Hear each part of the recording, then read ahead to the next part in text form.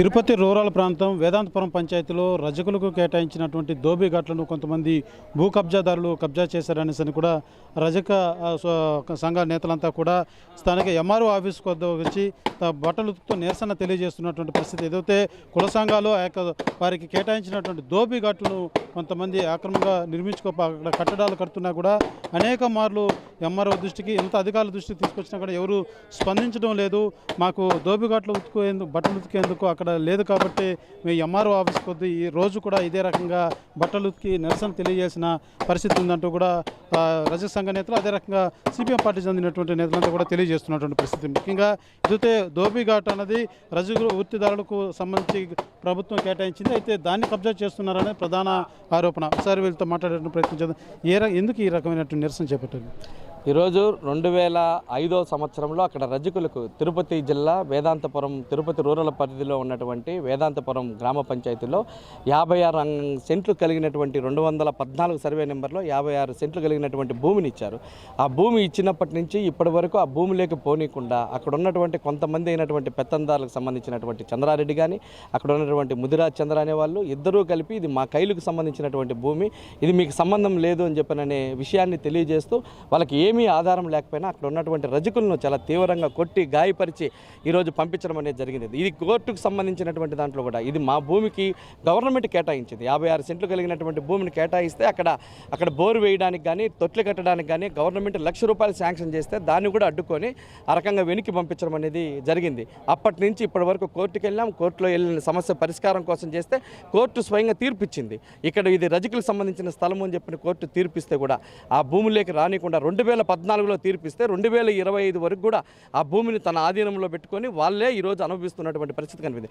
ఒక్కొక్క ప్లాట్ వచ్చి 40 లక్షల నుంచి 50 లక్షల రూపాయలకి ఈరోజు అమ్ముకుంటా ఉన్నారు.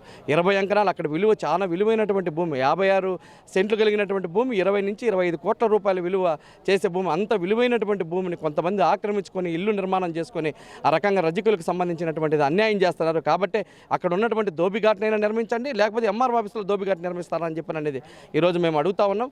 దీనికి కూడా అక్కడ ఉన్నటువంటి భూ కబ్జాదారులకు ఒత్తాస పలుకుతున్నారు అధికారుల వర్గం. మేము కలెక్టర్ గారికి వినతిపత్రం ఇచ్చాం, ఆర్డీఓ గారికి ఇచ్చాం, ఎంఆర్ఓ గారికి ఇచ్చాం. 3 ఆఫీసులు తిరగని రోజు అంటూ లేకుండా ప్రతి సోమవారం తిరిగి ఇంకా సాధ్యం కాకనే ఈరోజు ఇక్కడ చాకురేవు బండకాడ ఈరోజు బట్టలు ఉతికే ప్రయత్నాన్ని కొనసాగిస్తాను. కాబట్టి తక్షణమే ఆ భూమికి సంబంధించిన గవర్నమెంట్ స్వాధీనం చేసుకోవాలి. ఇప్పుడు గవర్నమెంట్ ల్యాండ్కి సంబంధించింది కాబట్టి గవర్నమెంట్ స్వాధీనం చేసుకొని 145 సెక్షన్ పెట్టండి. వాళ్ళకు లేకుండా వీళ్ళకు లేకుండా ఎవరైతే నిజ నిర్ధారణ చేసి ఎవరి భూమి అయితే వాళ్ళకి కేటాయించని చెప్పి మేము ప్రభుత్వాన్ని అడుగుతా ఉన్నాం. కాబట్టి తక్షణమే ఆ భూమికి సంబంధించినటువంటి స్వాధీనం చేసుకుని అక్కడ నోటీస్ బోర్డు పెట్టాలి. అక్కడ ఎవరిదైతే భూమి ఉందో వాళ్ళు నోటీస్ బోర్డు పెట్టాలని చెప్పని ఈరోజు మేము డిమాండ్ చేస్తూ ఉన్నాం. ప్రధాన మీరు స్థానిక ఎమ్మెల్యే కానీ తహసీల్దార్కి తెలియజేశారా? తెలియజేశాం. ఎమ్మెల్యే గారిని కలిసాము. ఎమ్మెల్యే గారిని కలిసి ఎమ్మెల్యే గారు కూడా నేను మాట్లాడతాను, నేను మీకు న్యాయం చేస్తాను ఎమ్మెల్యే గారు కూడా చెప్పడం జరిగింది. అదేవిధంగా తహసీల్దార్ని కానీ ఆర్డీఓని కానీ కలెక్టర్ గారిని కూడా కలిసాం. కలెక్టర్ గారికి అర్జీ ఇస్తే కలెక్టర్ అప్పుడే మా ముందరనే స్పందించి ఒక 5-6 నిమిషాల సేపు మన ఎంఆర్ఓ గారికి మాట్లాడడం జరిగింది. అయ్యా దాన్ని వెంటనే మీరు హ్యాండ్ ఓవర్ చేసుకోండి, తర్వాత ఎంక్వైరీ చేసి అది ఎవరికి చెందాలా ఏమనేది మళ్ళీ నిర్ణయిద్దామని చెప్తే ఇంతవరకు కూడా ఎంఆర్ఓ గారు దాన్ని స్పందించిన పాప అనుకోలేదు. కాబట్టి ఈ పేద రజకులకు ఇచ్చింది వృత్తి చేసుకునే కోసం ఇచ్చిన స్థలాన్ని ఈరోజు పెత్తందారులు కొంతమంది రాజకీయ అండదండలతో ఆ స్థలాన్ని ఆక్యుపై చేసుకొని దాంట్లో 4 ఇండ్లు నిర్మించడం జరిగింది. పోతే దౌర్జన్యాలు దాడులు జరిగే పరిస్థితి. మీ కులవృత్తి చేసుకునేందుకు ఇప్పుడు అక్కడ అడ్డుకున్నారు, మీ పరిస్థితి ఏంటి? అంటే ఇంకా మీ కులవృత్తి చేసుకోవాలంటే ఇంకెక్కడ ప్లేస్ లేదా, లేకపోతే మీరు ఎలా ఉంటుంది జీవనాధారం? జీవనాధారం అంటే రజకులైన వాళ్ళు వృత్తి చేసుకొని జీవించేదా దాని మీద ఆధారపడి ఉన్నారు కాబట్టి జీవనాధారం అదే. కాబట్టి ఇప్పుడు స్థలము అక్కడ ఆ స్థలం లేకపోతే ఇంకెక్కడ మాకు ఎవరు ఇస్తారు స్థలం? స్థలం అనేది చూపించాలి కదా. మరి స్థలం లేకుండా ఇది రజకులకు సంబంధించిన దోబీ ఘాట్ స్థలమే కాదు, ఇది మాది అనేసి దౌర్జన్యంతో వాళ్ళు కొంతమంది ముదిరాజులు దాంట్లో ఇన్వాల్వ్ అయ్యి ఈ విధంగా రజకులను దాంట్లో ఇన్వాల్వ్ కానీయకుండా ఆ పరిసర ప్రాంతాలకు కూడా పోనీయకుండా వాళ్ళు అడ్డుకునే పరిస్థితి జరుగుతున్నది.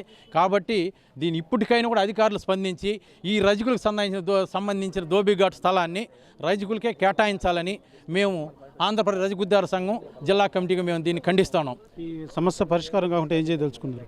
ఈ సమస్య పరిష్కారం కాకపోతే ఇకనైనా కూడా మేము దీని మీద ఉధృతంగా పోరాటం చేసి మా స్థలాన్ని మాకు చెందేడుగా మేము చేసుకోవాలనేసి మా నిర్ణయం. కాబట్టి ఇప్పటికైనా అధికారులు స్పందించి ఈ రజకులకు న్యాయం చేయాలని మేము ఈ సందర్భంగా తెలియజేస్తున్నాం.